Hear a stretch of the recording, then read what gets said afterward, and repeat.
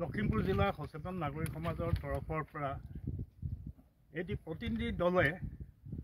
আজি লখিমপুৰ বিধানসভা সমষ্টি আৰু নাওবৈচা বিধানসভা সমষ্টিৰ লগত সংলগ্ন থকা ফটাহুটি ৰঙানদী দলঙৰ ইতিমধ্যে নিৰ্মাণ কাৰ্য সম্পূৰ্ণ হোৱা পকী দলংখনৰ নিৰ্মাণৰ কাম কাজৰ বুজ লয় আৰু উক্ত ফটাহুটি ৰঙানদী দলংখনৰ নিৰ্মাণৰ কাম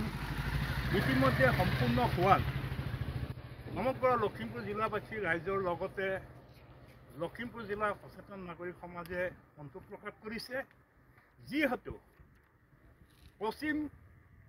ৰঙানদী অঞ্চল তথা পূব দিশৰ তেলাহী কমলাবৰীয়া মৌজাৰ এই দুইটা পাৰৰ বৃহত্তৰ অঞ্চলটি দীৰ্ঘদিনীয়া সমস্যা হিচাপে এই ফটাহুটি ঘাটত ৰঙানদীৰ দলং নিৰ্মাণ নোহোৱাত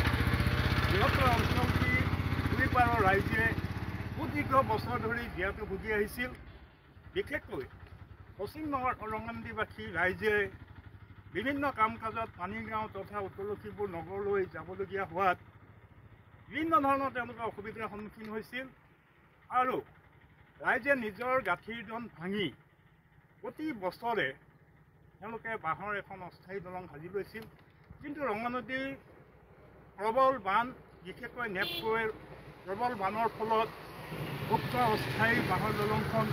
প্ৰতি বছৰেই ৰঙানদী বানে উটুৱাই নিছিল আৰু ৰাইজে খৰালি মাহত যোগাযোগ কৰিব পাৰিছিল যদিও বাৰিষাত তেওঁলোকে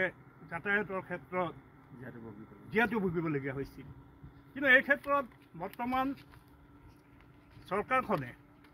বিশেষকৈ মাননীয় মুখ্যমন্ত্ৰী মহোদয়ৰ এক বলিষ্ঠ উদ্যোগ আৰু লখিমপুৰ লোকসভা সমষ্টিৰ সাংসদ প্ৰধান বৰুৱাদেৱৰ যি একনিষ্ঠ প্ৰচেষ্টা, এই প্ৰচেষ্টাৰ ফলতেই আজি তাৰিখত